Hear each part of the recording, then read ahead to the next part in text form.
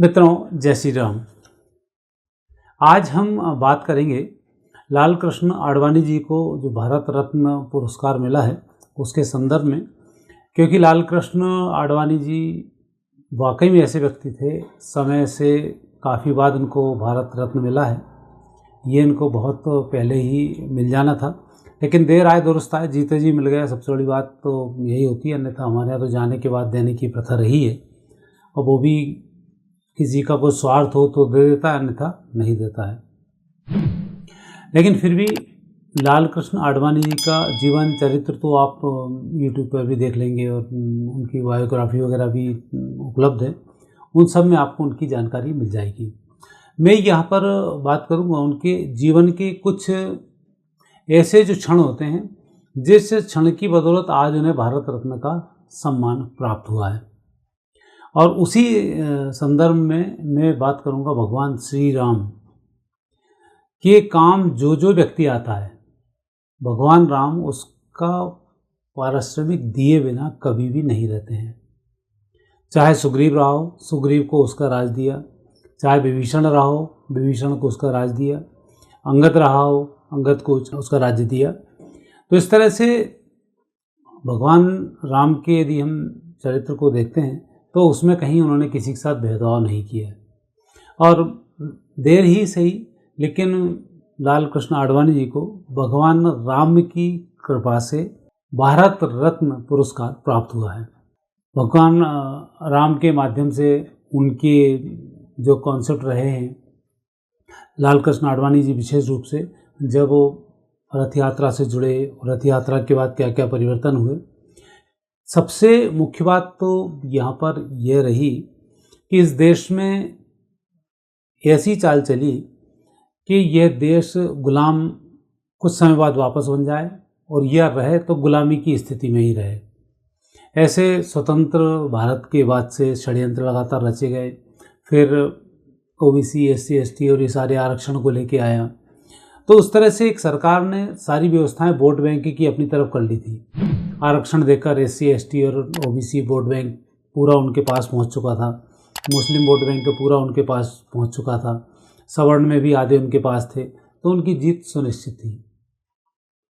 और ऐसे समय में भगवान राम की प्रेरणा से आडवाणी जी को विशेष प्रेरणा की प्राप्ति हुई, और उन्होंने इस प्रकार के जो भारत के विभाजन की नींव रखी जा रही थी, उस समय में राष्ट्रीय चेतना को राम के रूप में जागृत किया।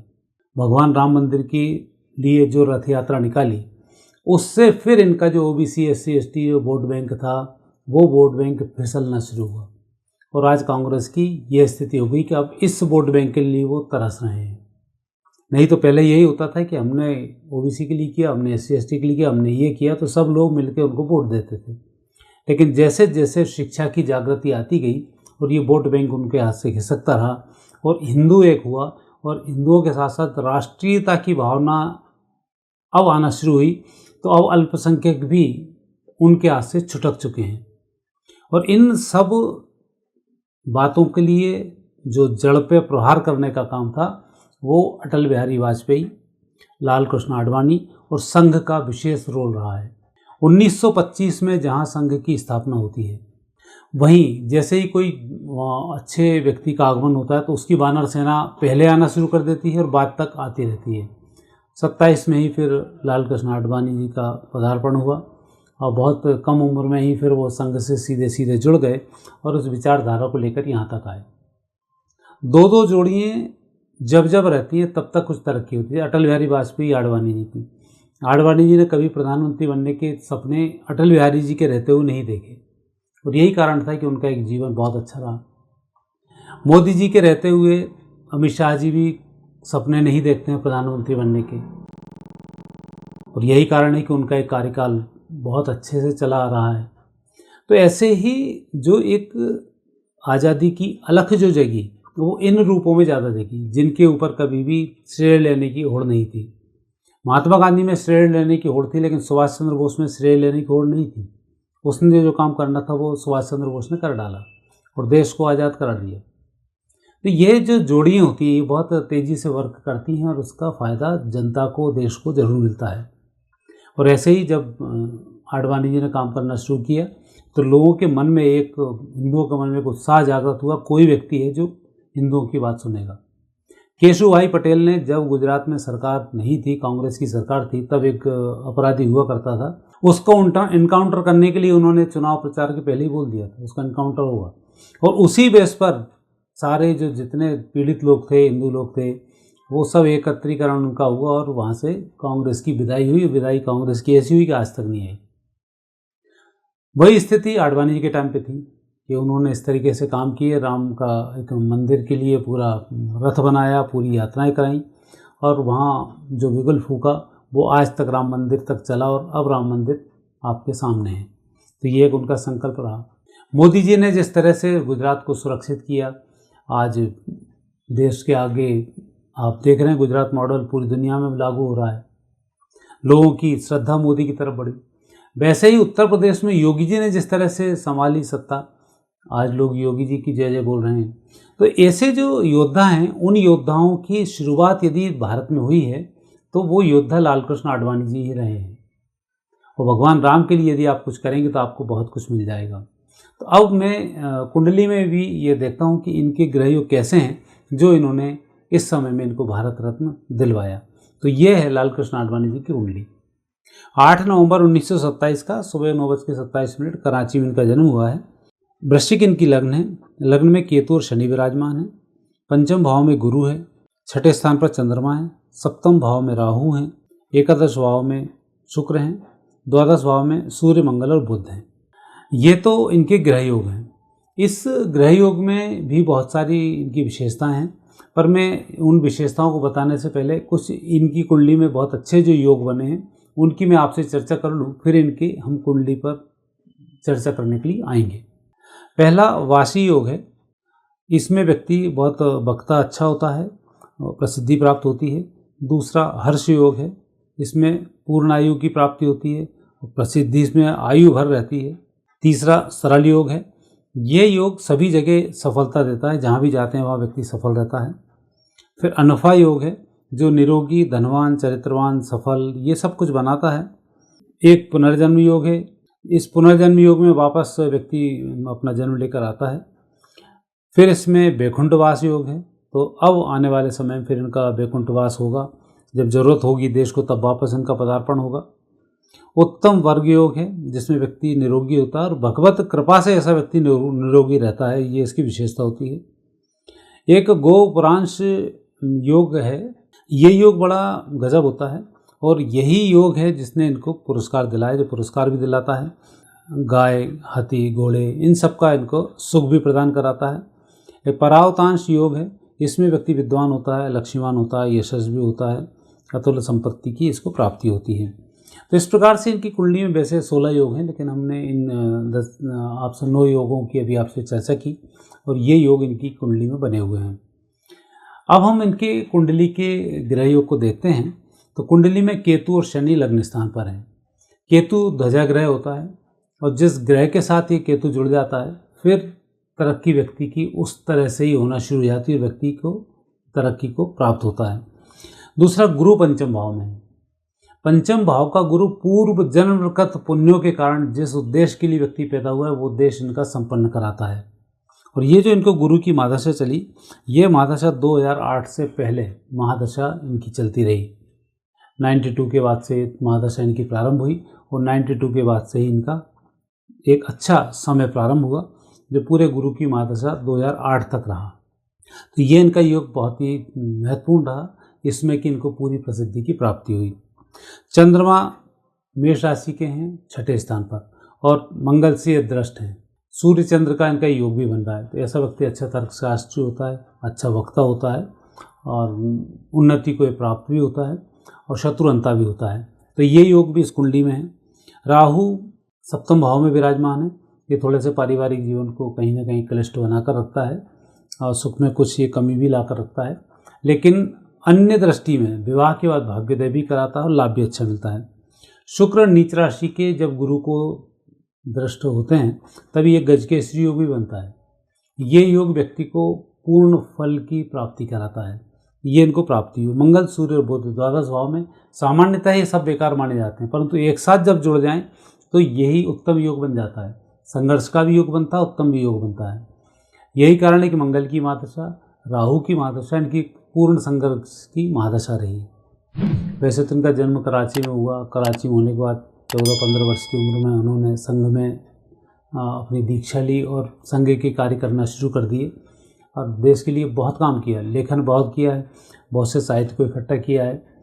और जिस तरह से गीता प्रेस गोरखपुर को पोद्दार जी, हनुमान प्रसाद जी पोद्दार जी भारत रत्न के वो भी प्रबल दावेदार हैं और उन्हें दे देना चाहिए, क्योंकि भारतीय संस्कृति को बचाने का एक बहुत बड़ा काम रहा। और मैं एक नाम और भूल रहा हूँ, धर्मपाल जी हैं।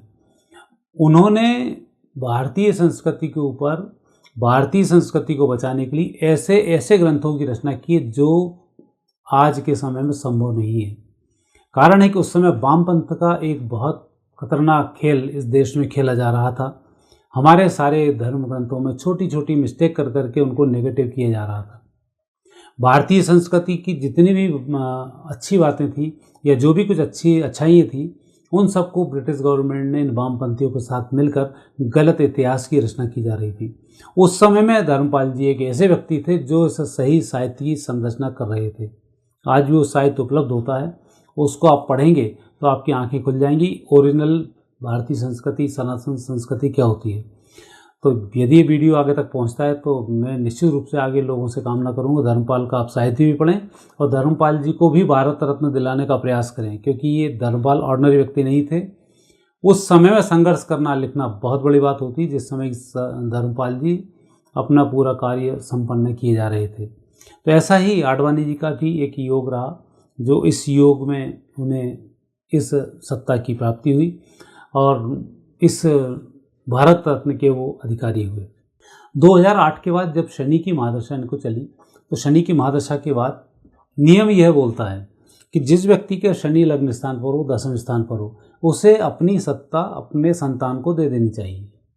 संतान से संबंध यहाँ बीजेपी में संतान या वंशवाद तो है नहीं। यहाँ तो फिर ये होता है कि आप यदि हटे तो दूसरे व्यक्ति को सत्ता सौंप दें। तो नियम यह था कि इनको जैसे ही मोदी जी बड़े थे, प्रेम से इनको सत्ता सौंप देनी थी। लेकिन पॉलिटिकल है और कई उम्मीदें भी लोगों की अपनी अपनी रहती हैं, तो उसके अनुसार जो भी कुछ हुआ उनकी हम चर्चा नहीं करेंगे। लेकिन अब हम बात करते हैं शनि की महादशा में राहु का जब अंतर आया, तो इस राहु की यहाँ पर जो स्थिति बनी है वो सप्तम भाव की है और पत्नी नहीं है। ऐसे समय में फिर इनको भारत रत्न की प्राप्ति, भगवान राम का आगमन हुआ है, भगवान राम का प्रवेश हुआ है।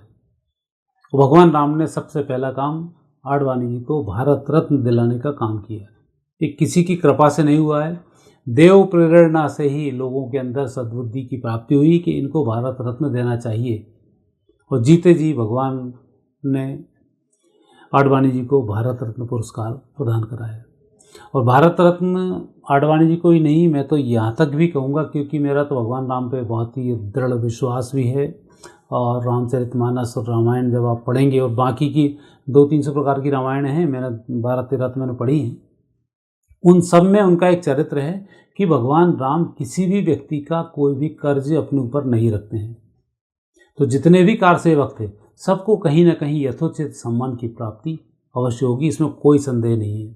भगवान राम चूँकि अब राजा बन चुके हैं, तो राजा बनने के बाद ही उन्होंने सारी व्यवस्थाओं को करना शुरू किया, तो वो सब फल अब आपको भी प्राप्त होने वाला है, जिस प्रकार से आडवाणी जी को यह प्राप्त हुआ है। और चूंकि उनकी कुंडली में दीर्घायु योग है, तो निश्चित रूप से शतायु तो वो होने वाले ही हैं।